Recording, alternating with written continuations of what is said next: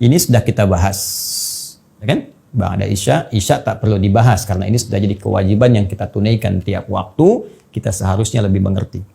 Ba'da Isya telah kita tuntaskan qiyam, ini juga fajar telah kita keluarkan, tahajud telah kita sampaikan. Sekarang yang paling menarik, antara jeda lail ke fajar, ada waktu singkat menjelang fajar, disebut dengan sahar. Jamaknya ashar. Asharun. Ya, ini jamaknya. Jadi ini bentuk tunggalnya saharun. Ingat, jangan salah baca ya. Ini ada sihrun, ada saharun. Itu beda. Ya, ini disebut dengan saharun, jamaknya asharun. Kita kembalikan ke sini. Sahar adalah waktu singkat menjelang fajar. Batas antara lail dan fajar. Tadi saya tuliskan kisaran 15 sampai 30 menit lah. Kurang lebih demikian. Baik. Aktivitas yang dikerjakan di waktu sahar disebut dengan sahur namanya. Ya, aktivitasnya disebut apa? Sahur. Nah. Jelas? Baik, jadi ketika Nabi dalam hadis sahih mengatakan tasahharu fa inna fis sahuri barakah. Silahkan makan di waktu sahar. Demikian cara menerjemahkannya. Ya, makanlah kalian di waktu sahar. Ya, di waktu sahar. Nah, sehingga dipopulerkan makan sahur, makan sahur, makan sahur, sahur, sahur, gitu ya. Nah, sahur itu artinya makan yang ditunaikan di waktu sahar. Kalau Anda bisa kerjakan makan di waktu sahar ini, maka kata Nabi, fa inna fis sahuri barakah. Anda bisa mendapatkan berkah. Kita tulis dengan bahasa Arabnya barakah. Ini redaksi hadisnya. Fa inna fis sahuri barakah. Apa itu barakah? Ya. Barakah itu secara singkat ziyadatul khair. Ya, ziyadatul khair, bertambahnya nilai suatu kebaikan. Ziyadatul khair. Kurang lebih begini tulisannya. Ya. Ziyadatul khair. Ya. Bertambahnya satu nilai kebaikan. Nilai positif. Contoh, maaf, pakaian ini berkah ketika pakaian ini memiliki nilai-nilai kebaikan yang bertambah. Bisa dipakai ibadah, dipakai mengerjakan yang baik-baik, kan? Kacamata ini berkah ketika kacamata ini digunakan untuk membantu melihat yang baik-baik. Itu berkah. Harta itu berkah ketika harta mampu dikelola dan digunakan untuk bisa mendapati yang baik-baik. Itu berkah namanya. Ya, sedikit tapi berkah. Sedikit terlihatnya tapi manfaatnya banyak. Itu berkah namanya. Di sini Nabi katakan ada makan yang berkah. Ada yang makan di waktu sahar yang saat dikerjakan akan menambah nilai-nilai kebaikan yang mampu kita kerjakan. Nah, apa rahasia di balik kebaikan itu? Mari kita gali beberapa bagian menurut paparan di antara para ulama-ulama kita. Satu, dari aspek fisik. Ya. Lebih tepatnya aspek kekuatan fisik. Orang yang makan di waktu sahar yang disebut dengan sahur itu, ya, misal kisaran 15 sampai 30 menit sebelum azan berlangsung, sebelum waktu fajar tiba, itu dari segi kekuatan fisik akan lebih kuat dia bisa menahan lapar dan haus, ya? Karena lebih kecil durasinya sampai ke maghrib dibandingkan dengan orang yang makan di waktu lebih awal dibandingkan waktu sahar. Jadi kalau ada orang makan jam 3 misalnya, 03, ya 03, 00. Jadi kalau mengacu pada konteks penamaan ini secara bahasa dan rumus Nabi, sebetulnya kalau waktunya jam 3, fajarnya jam 4.35, ini belum bisa disebut makan sahur. Ini disebut makan lail namanya. Makan malam-malam. Ya. Jadi kalau ada dari masjid jam 3 bilang sahur, sahur, Anda bisa bilang belum. Tapi mungkin bukan itu. Maksudnya mengingatkan dari masjid. Ayo cepat siap-siap mau sahur di waktu sahar. Ya. Nah, kita hitung sekarang. Anda makan jam 3. Maghrib misalnya sekarang jam 17.50. Tuh. Berapa jam bisa menahan lapar ke sini? Ya? 14 jam 50 menit. Kalau kita mau fair, kemudian tinggal dikurangi saja. Cukup lama kita tahan.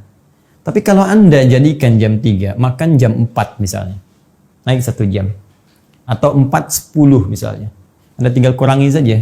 Maka durasi untuk menahan lapar itu, dan durasi untuk mengumpulkan tenaga dalam tubuh kita, itu semakin pendek waktunya, berbanding dengan terbalik semakin kuat tenaga kita, karena aktivitas yang kita tempuh disuplai dengan tenaga yang cukup, dengan waktu yang cukup singkat dibanding sebelumnya.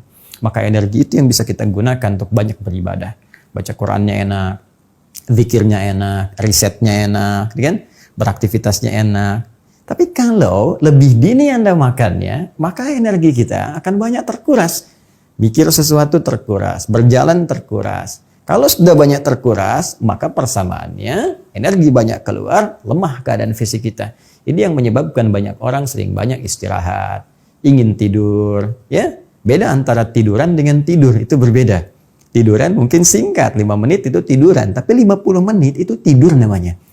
Saya mau tiduran dulu, tapi 1 jam tidur namanya itu. Jelas ya?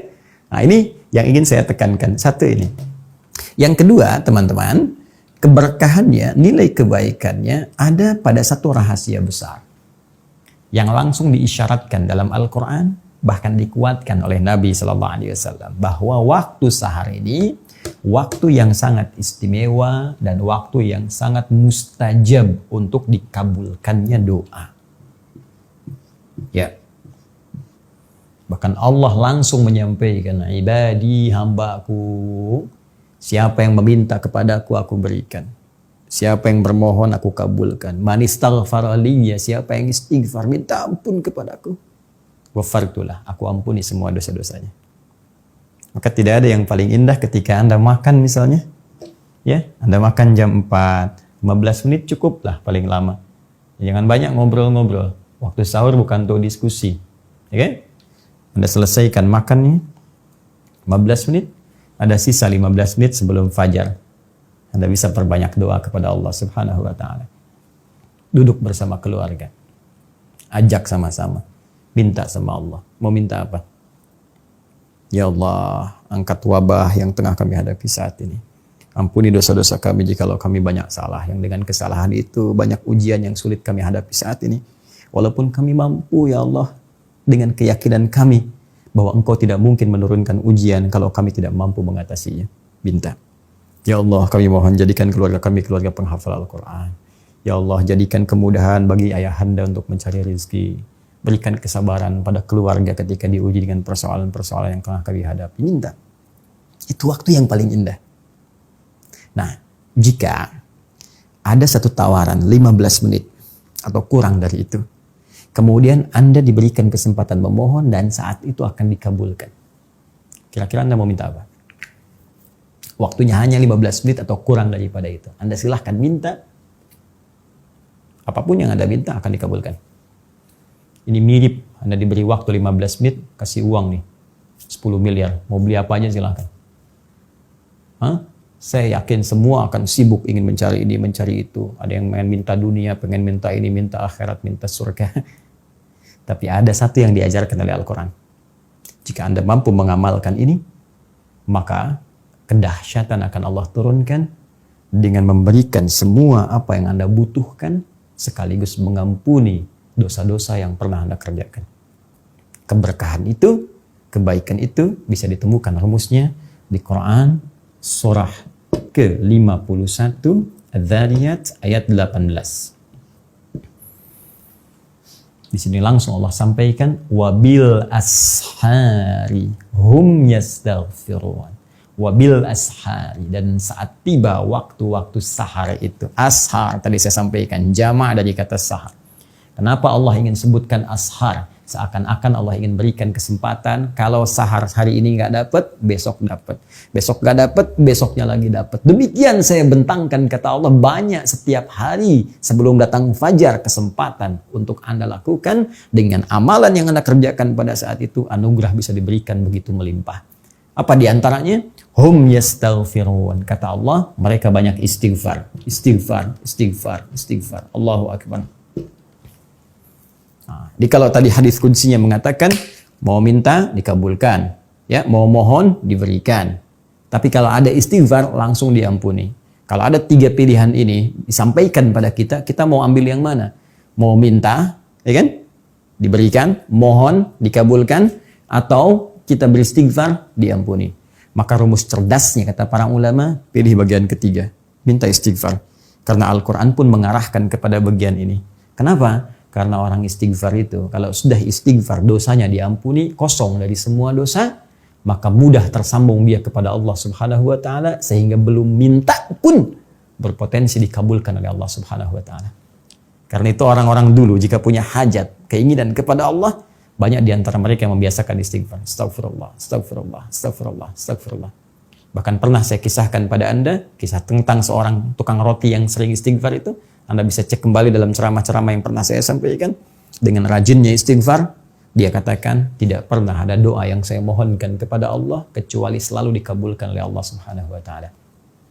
Karena itulah, orang ahli istighfar, dosanya cepat diampuni oleh Allah, terjaga dari semua kesalahan dan dosa. Allah menjaganya dengan cara yang baik tentunya. Kemudian yang kedua, ini yang paling menarik, orang rajin istighfar, oleh Allah cepat dikabulkan doa-doanya. Dan yang ketiga, orang rajin istighfar akan disejajarkan oleh Allah dengan orang-orang sabar, orang-orang khusyuk dalam salat, orang-orang rajin infak, dan orang-orang yang jujur dalam kehidupannya, dan mereka ditempatkan dalam surga yang selevel. Itu ditemukan di Quran surah ketiga ayat ke-17. Ya, as-sabirina, dan orang-orang sabar itu. As-sadiqina, orang-orang jujur itu. Ya, kalimatnya perhatikan, as-sabirina, was-sadiqina, wal-qanitina, dan orang-orang yang khusyuk dalam salatnya itu. Wal-munfiqina, dan orang-orang yang rajin infak, dermawan.